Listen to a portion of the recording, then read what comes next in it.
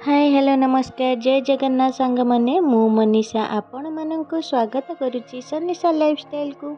आसतु आज आमे बनैबा बैशाख मास संक्रांति स्पेशल बेलपणा जोटा कि आमर पूजारे लगी थाए बेलपणा। बैशाख मास संक्रांति रे आमर उड़ा जात्रा लगी थाए बेलपणा जोटा कि आमर भोग हिसाब रे लगी थाए। एमिति रे भी बेलपणा पीवा द्वारा पेट ठंडा रही थाए आ बो देह पई मध्य बहुत भल होई थाए। एही बेल समर सीजन ले ही देखिबा को मिली थाए नहले अन्य सीजन ले देखा जाई न थाए जेहेतु एटा बैशाख मासरे ही होई थाए बा ठाकुरंक पाखरे भोग लगी थाए आ आमे माने भी मध्य खाई थाए। चलंतु एबे आमे बनेइबा संक्रांति स्पेशल बेलपणा। बेलपणा बनैबा पाई कि मु एठे गोटे बेल नेइछि किछि बुट छतु नेइछि आ किछि फल नेइछि। देखंतु मु एठी नेइछि कदली नड़िया अंगुरु कमला तरभुज चेरी नेइछि किछि ड्राई फ्रूट्स मध्य नेइछि। मु एठी नेइछि देखंतु काजू आलमंड नेइछि। आलमंड काजू आपण ऑप्शनल भाबे व्यवहार करि पारंती नहले आपण किछि सेमती आवश्यक नाही। मु एठी नेइछि खाइबा को भल लागे। मु एठी किछि बिस्किट नेइछि देखंतु। मु एठी कदली दुईटी को भल भाबे काटी नउछि। एठी आमे खंड करी रखिथिबा नड़िया को मु ग्रेटर साहाय्य रे भल भाबे ग्रेट करी नउछि। देखंतु आपण नड़िया को मध्य कोरी पारंती कोरोणी साहाय्य रे। जदि आपण नड़िया को खंड रखिबा को चाहुचंती ताहेले नड़िया को छोट छोट पीस मध्य करि परिबे।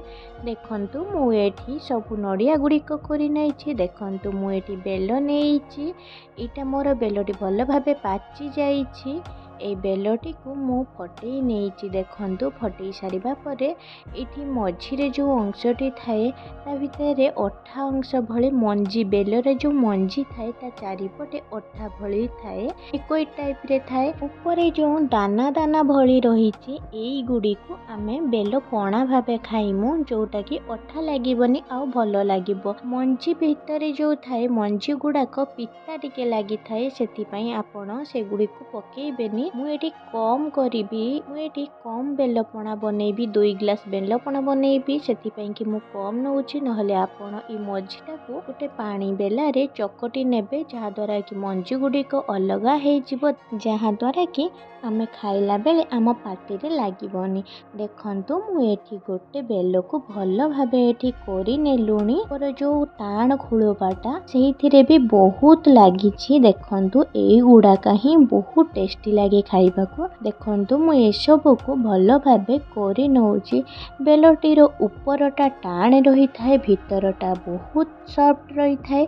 देखंतु मु एठी सब बेल पौड़ीक पूरी सारिबा परे ताको गोटे चामच साहाय्य रे बाहर करी नउछि। देखंतु मु एठी सबु कोरी नै सारिबा परे ता खोलो बाटी देखंतु केमिति आ ऊपर अंशटा भी देखंतु मु एठी बेल गुडी को बाहर कर नैछि। एथिरु बहुत गुडा बेल बाहरे मते एतिक आवश्यक सेति पई मु ही काढ़ी। देखंतु मु एठी गोटे जगह नैछि जगह रे मु एठी बेल गुडी को जो कुरी रखिथिले ताको देई दउछि। देई सारिबा परे मु सेथिरे किछि पानी देई देछि। पानी देई सारिबा परे बेलरु ए जो कोरा कोरा गुडी को अछि देखंतु चोपा टाइप रे ए गुडा को आमे बाहर करी नबा। देखंतु मो हाथ रे एंटी करनेले चामच साहाय्य रे हबो नै सेति पई कि आपण एमिति ही करी नेबे नहले गोटे छांकी साहाय्य रे ए सब को छांकी नेबे। मु ए सब बाहर करी सारिबा परे एथिरे जो फल गुडी को आमे काटी रखितलु सब फल गुडी को आमे देई देबा। देखंतु ए सब फल गुडी को मु एथिरे देई दउछि।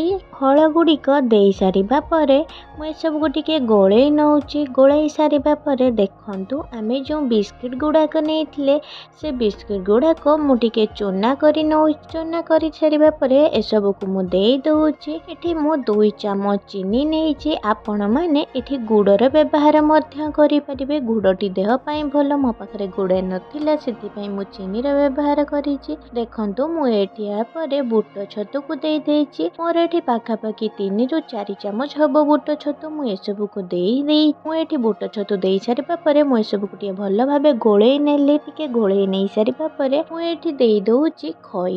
ଖଇ ହେଉଛି ପଣାରେ ନିହାତି ଦରକାର। ଆପଣମାନେ ଖଇ ନିହାତି ପକେଇବେ। ଖଇଟି ବହୁତ ଆବଶ୍ୟକ ପଣା ପାଇଁକି। ମୁଁ ଖଇଟି ଦେଇ ସାରିବା ପରେ ଏଥିରେ କିଛି ଚେରି ଦେଇଛି। ଚେରି ଦେଇ ସାରିବା ପରେ ମୁଁ ଏଥିରେ କିଛି ଆଲମଣ୍ଡ ଆଉ କାଜୁକୁ କାଟିକି ଦେଇଛି। ସେଇଟା ଅପସନାଲ୍ ଅଛି, ଆପଣ ଚାହିଁଲେ ପକେଇ ପାରିବେ, ସେମିତି କିଛି ଆବଶ୍ୟକ ନାହିଁ। ଦେଖନ୍ତୁ ମୋର ଏଠି ପଣାଟି ମୁଁ ଭଲ ଭାବେ ଗୋଳେଇ ନେଉଛି। ମୋର ଏଠି ପଣା ପୁରା ପରଫେକ୍ଟ ରେଡ଼ି ହେଇସାରିଛି। ଏବେ ମୁଁ 2ଟି ଗ୍ଲାସ୍ ନେଇଛି। ଗ୍ଲାସ୍ ନେଇ ସାରିବା ପରେ ମୁଁ ଏଠି ଦେଖନ୍ତୁ ପଣାକୁ ତା ଦେହରେ ଦେଇ ଦଉଛି। ମୁଁ ଏଠି ଚାମଚ ସାହାଯ୍ୟ ଦଉଥିଲି, କାହିଁକି ନା ମୋର ପଣାଟି ବହୁତ ଅଧିକ ବଳିଆ ହେଇଛି, ସେଥିପାଇଁ କି ମୁଁ ଚାମଚ ସାହାଯ୍ୟରେ ଦଉଥିଲି। ଦେଖନ୍ତୁ ମୁଁ ଏଠି ସବୁ ପଣା ଗୁଡ଼ିକୁ ଦେଇ ସାରିଛି। ଦେଇ ସାରିବା ପରେ ମୁଁ ସେଥିରେ ଟିକେ ଚେରି ଦେଇଛି ସୁନ୍ଦର ଦେଖାଯିବା ପାଇଁ କି, ଆଉ କାଜୁ ଦେଇଛି, ଉପରେ କିଛି ଆଲମଣ୍ଡ କାଟିକି ଦେଇଛି। ଦେଖନ୍ତୁ ମୋର ପଣାଟି କେତେ ସୁନ୍ଦର ଦେଖାଯାଉଛି। ଆପଣମାନେ ଏଇ ଗରମ ଦିନରେ ଏଇ ପଣାଟିକି ପିଅନ୍ତୁ, ଆଉ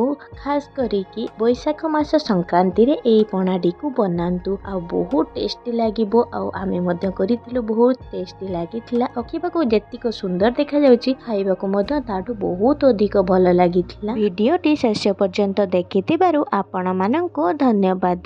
ଯଦି ଆପଣଙ୍କୁ ଭିଡ଼ିଓଟି ଭଲ ଲାଗିଥିବ ତାହେଲେ ଲାଇକ୍, ସେୟାର, କମେଣ୍ଟ କରିବେ। ଯଦି ଆପଣ ମୋ ଚ୍ୟାନେଲରେ ନୂଆ ଥିବେ ତାହେଲେ ମୋ ଚ୍ୟାନେଲଟିକୁ ସବସ୍କ୍ରାଇବ୍ କରିନେବେ। ସେଥିରେ ଥିବା ବେଲ୍ ଆଇକନକୁ ମଧ୍ୟ ଦବାଇ ଦେବେ, ଯାହାଦ୍ୱାରା କି ନୂଆ ଭିଡ଼ିଓର ନୋଟିଫିକେସନ୍ ଆପଣଙ୍କ ପାଖେ ପହଞ୍ଚିଯିବ।